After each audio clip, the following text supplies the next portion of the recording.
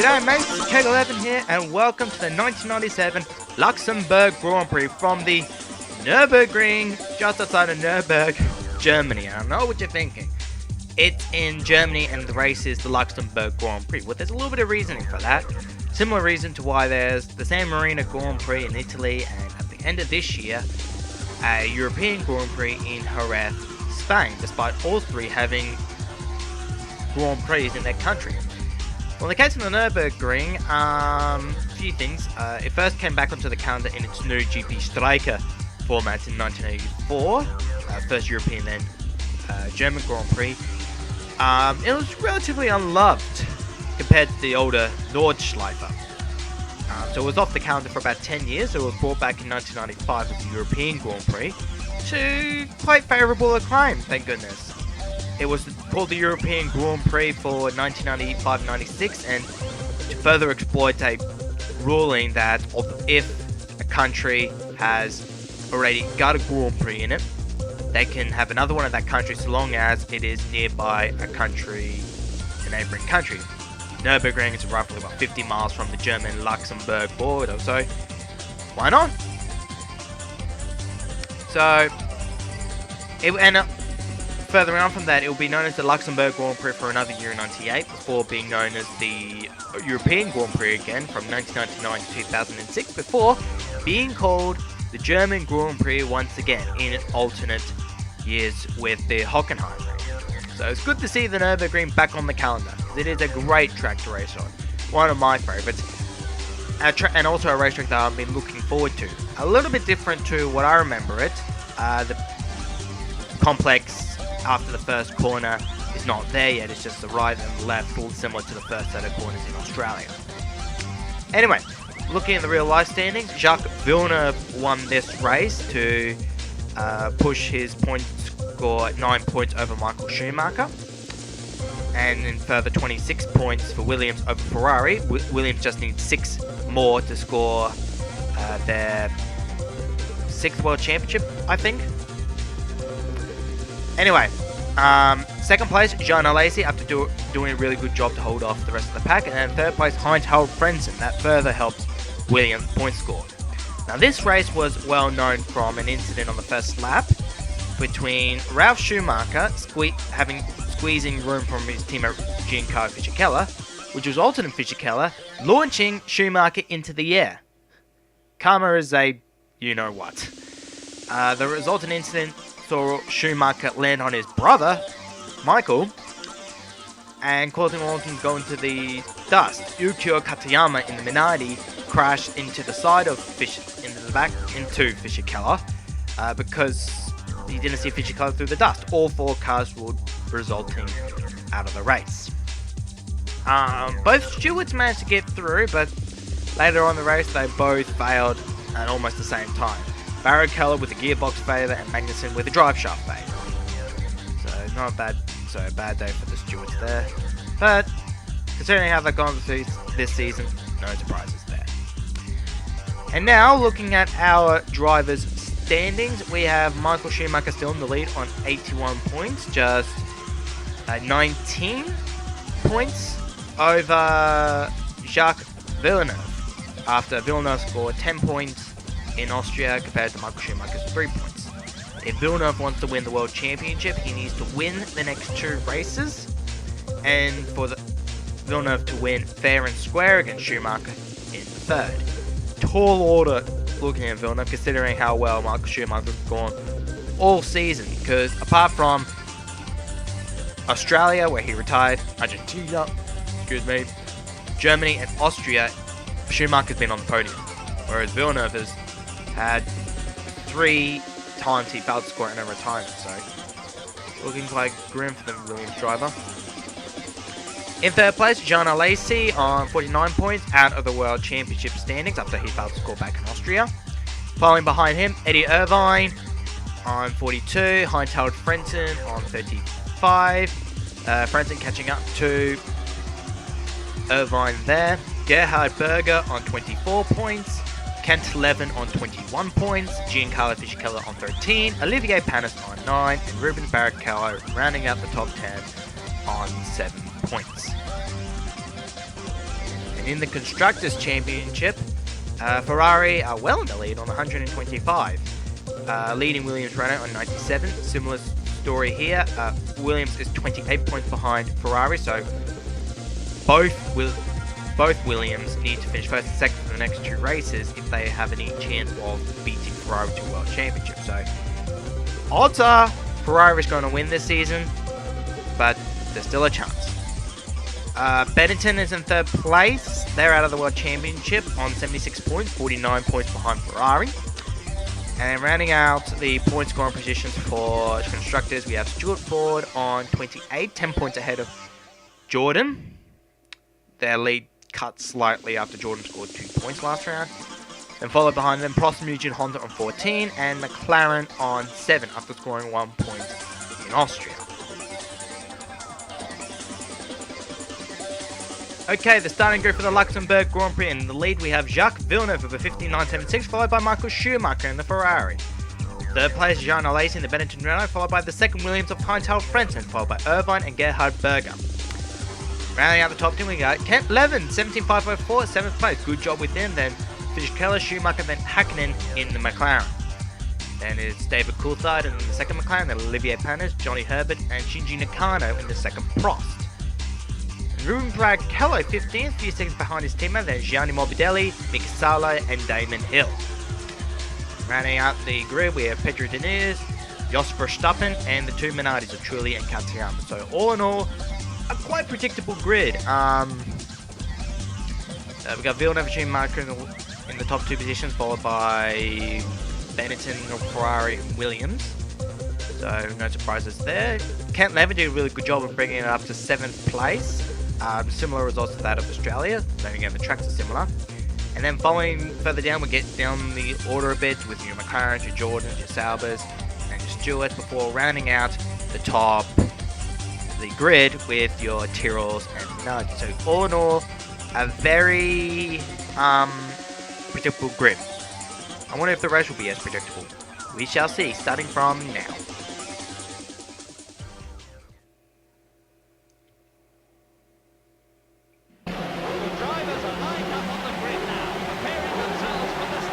Starting outside, so this may be good coming into the first corner because it's not as a hairpin.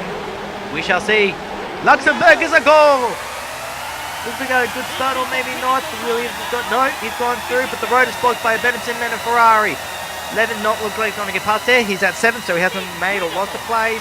Coming to the first corner, very well done there, not a problem there.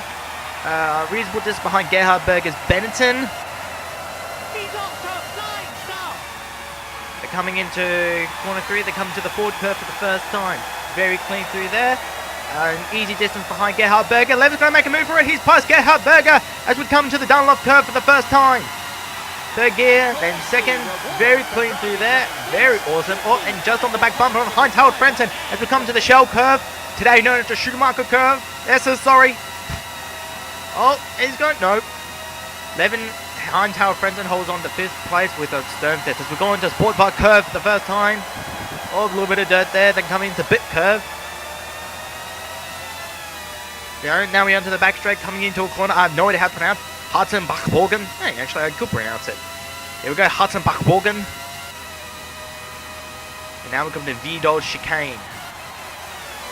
This is a good overtaking opportunity. Oh, looks like Eddie Irvine just went off the dirt there, but not a problem. He's still in 5th, 4th place. Coming to the Coca-Cola curve for the last time, and now we're on the pit straight to complete lap 1 of the Luxembourg Grand Prix.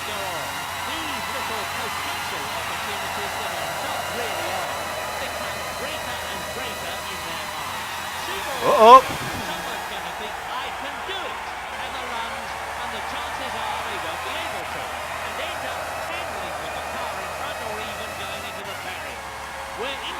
As Murray Walker was just talking about how overtaking can be really difficult and it appears to be easier, Eddie Irvine just spun out on the first corner of the Castrol S, almost taking myself out.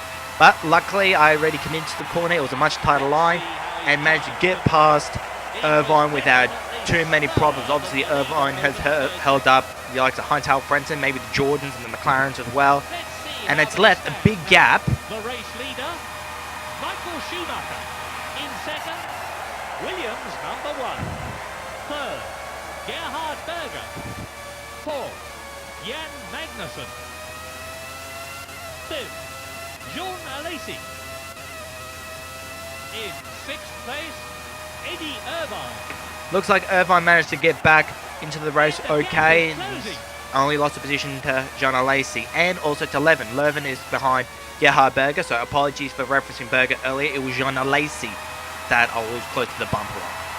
As we cross the finish line to start our third lap, as I was saying even further before that, we've now got a four-car battle pack between Michael Schumacher, Jacques Villeneuve, Gerhard Berger and Kent Levin after pulling away big time from Irvine's little spin out, which obviously has held the rest of the pack.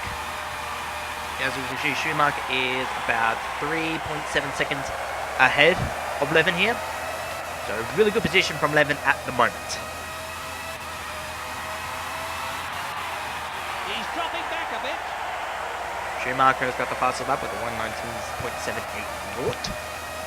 So he's going quite well out there.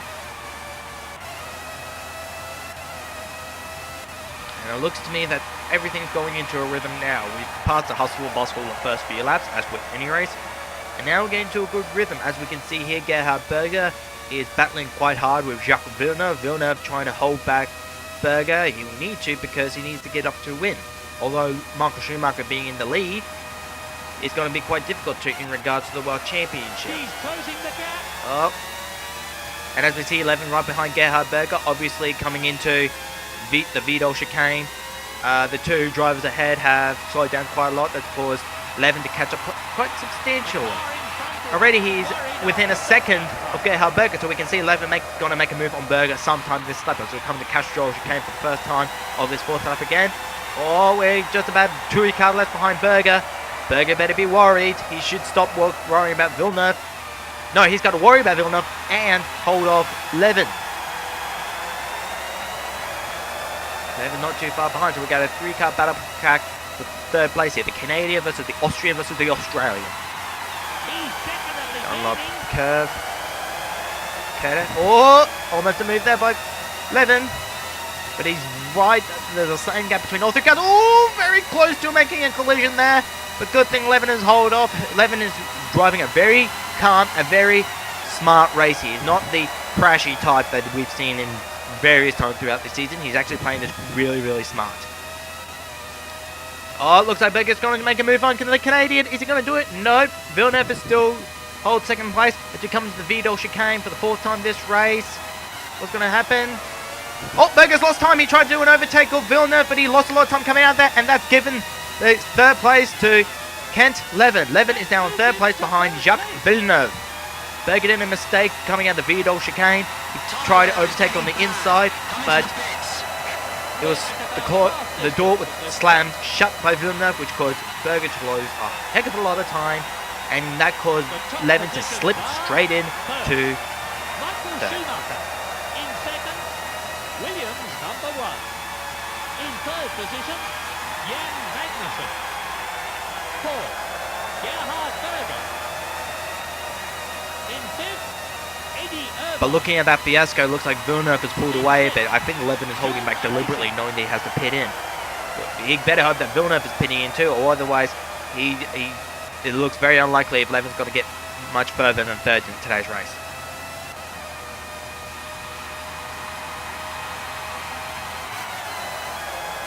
On a note, actually, thinking about it, Renault earlier this year announced that they were going to pull out of Formula 1 entirely. So Benetton and Williams are going to have to look for a new engine supplier next year. What we are hearing is that they're going to be likely using a company called Mechachrome's engines, which did a lot of the building and tuning work of the Renault engines anyway. So they're Renault based, but they don't have the manufacturer support, so their reliability may go down next year. So I'm curious to see how the progress of Benetton and Williams is for next year. May be not too bad considering the drivers they'll have next year, but we shall wait and see. As Levin comes into the pits, let's see how fast he will go. 4 seconds, so really quick time, and he's only lost a handful of positions. He rejoins the race in 6th place. What in the world? 5th place is missing. Not sure what's happened there, ladies and gentlemen. The Tarkua timer seems to be on the fritz. I think it must have been as we go into the pits or something. I'm not sure. Might be a game glitch, but who cares about that?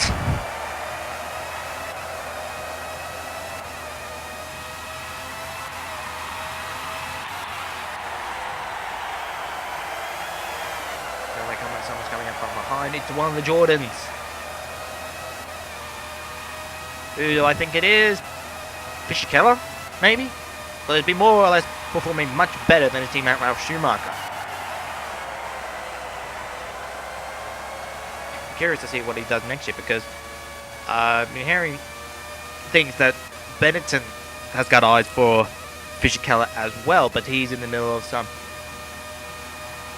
political troubles with Jordan over who should have Fisher Keller for next year.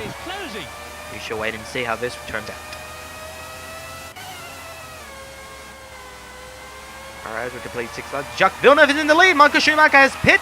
Yes, he's down into 4th place ahead of Jean Alesi.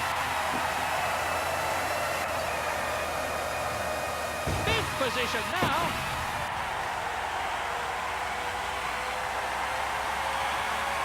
Anyway, Villeneuve, Irvine, Frentzen. So, really good position for Williams at this point. This is the position that they really want, but they need to get ahead of Irvine. Or, best case scenario, both Ferraris fail. But that's not going to happen, isn't it? Ferrari have really picked up in this year. Other years they've been back marker. It wasn't until the end of '96 that they started to see the pace that could be proper title contentions, as we can see today.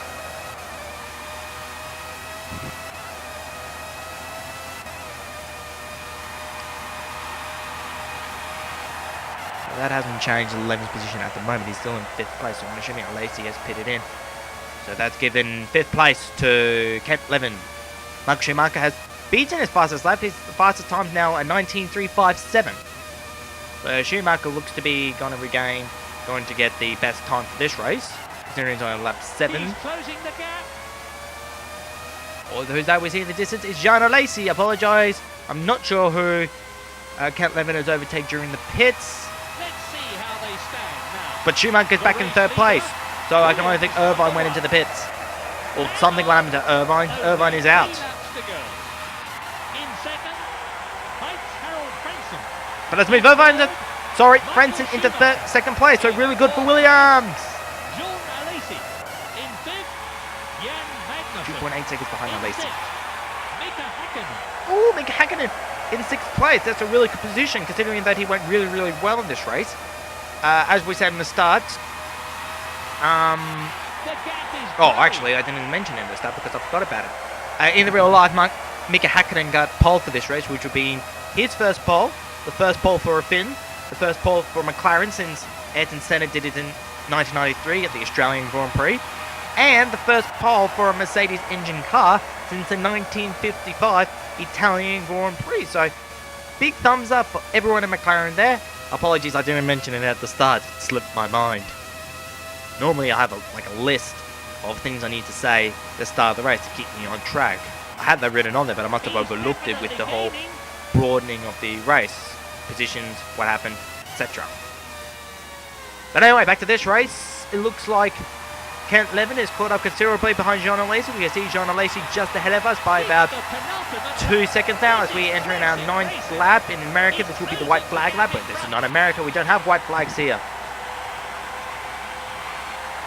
Only less than a second behind Alesi. If this was 2014, Levin should be using DRS around about now. Why do I keep getting the two confused? I did that same thing back at Monaco. DRS for a second, not Curse. Curse you can do whenever you like.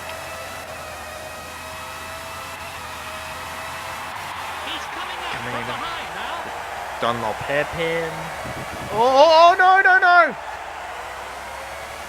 Saved it. Kent Levin just got a little bit off course coming out of Dunlop curve. That caused him to lose a lot of time trying to regain. And John Alesi has pulled really far ahead. I can't even see him anymore. Considering we've only got a lap and a half to go, I got serious doubts if Levin is going to make a super effort to catch Alesi and get 4th place. So, all in all, 2 positions up from his qualifying position at a very mature race for this. This would have to be one of Levin's best this season.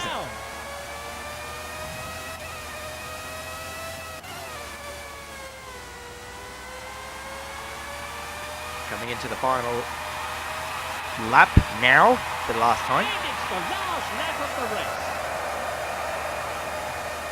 Yep, I can see Alesi inside, or I might just see him, but the best Levin can do is just sit back and guide this thing to finish, because there's no point in crashing now. If he crashes now, it'll be a total embarrassment. Because, as well as going fifth place, you get 2 points. And it's better than, well, better for a steward, because I'm assuming Barrichello was down 10th or something. He's dropping back a bit. So,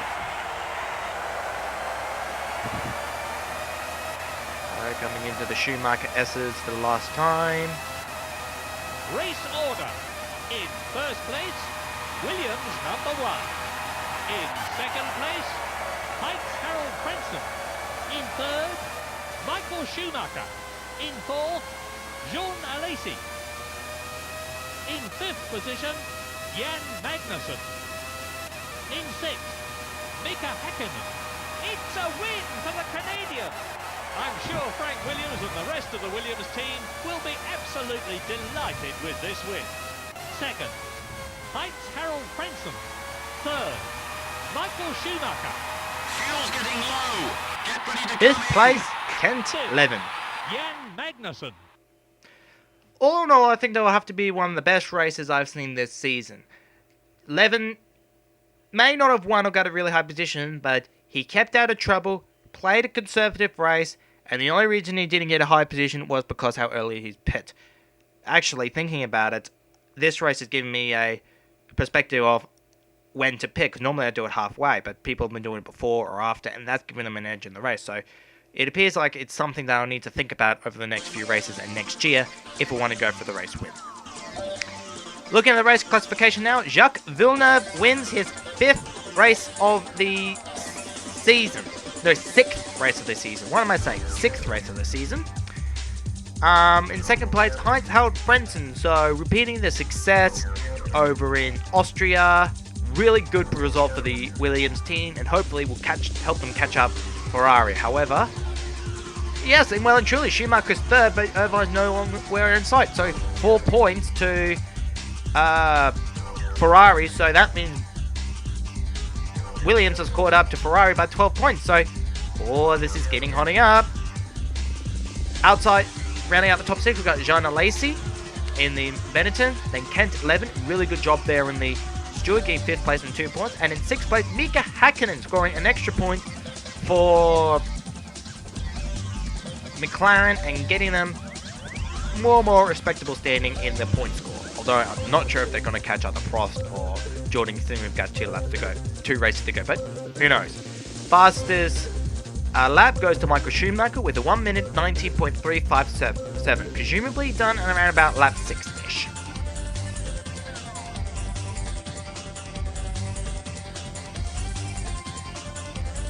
And in the Drivers' Championship, we have Michael Schumacher still in the lead on 85 points, but his lead has been cut by Jacques Villeneuve. He's now on 72, so he's now trailing Michael Schumacher by 13 points. So in terms of the championship, the margin between Schumacher and Villeneuve needs, for the next race, positions-wise, has to be more than 4 points.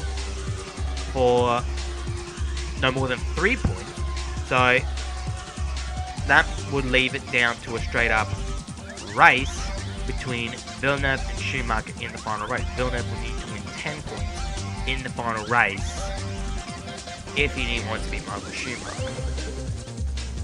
Sounds like a impossible target. Well, actually, it doesn't really sound too impossible, because beating Schumacher by over 3 points sounds simple enough. If Schumacher has a problem but still scores, not the end of the world. I think it will be crucial for the final race or even next race. We don't know. It's all crucial, of course, with the World Championship on the line. Tripping over my words here. What the heck is wrong with me?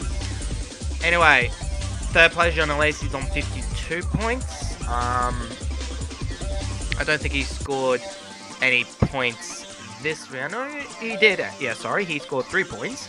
So that has moved him up to 52 from 48. Puts him 10 points ahead of Eddie Irvine.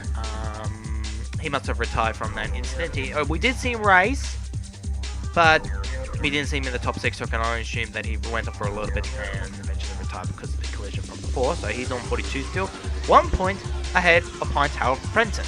So we can see Frentzen overtake Irvine really soon and put Williams in a better position than Ferrari again. Following behind him, we got Gerhard Berger on 24 points. Just 1 point ahead of Kent Levin, so Kent Levin may overtake Gerhard Berger in the next few races, like Frentzen and Irvine. And rounding out the top 10, we've got Giancarlo Fisichella on 13 points, failing to score. Olivier Panis on 9, failing to score, and Rubens Barrichello on 7th, second Stewart.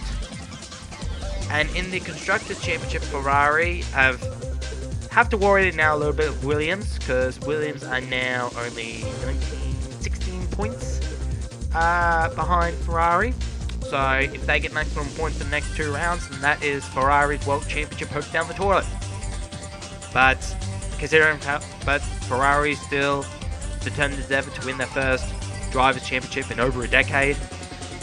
Williams, once they get that first, wants to repeat their Drivers' Championship, Constructors' Championship, sorry, what am I saying?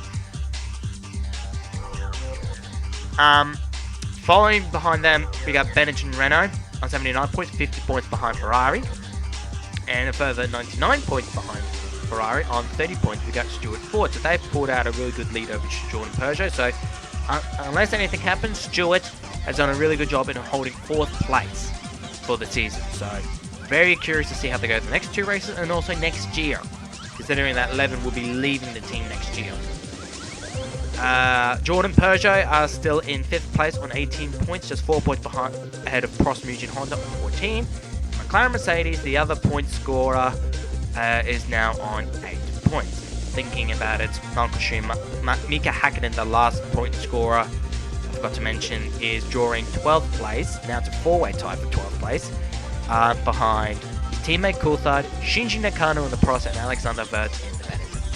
So there we have it for the Luxembourg Grand Prix here at the Nürburgring. All in all, as I said before, a very mature race and in a way a predictable race.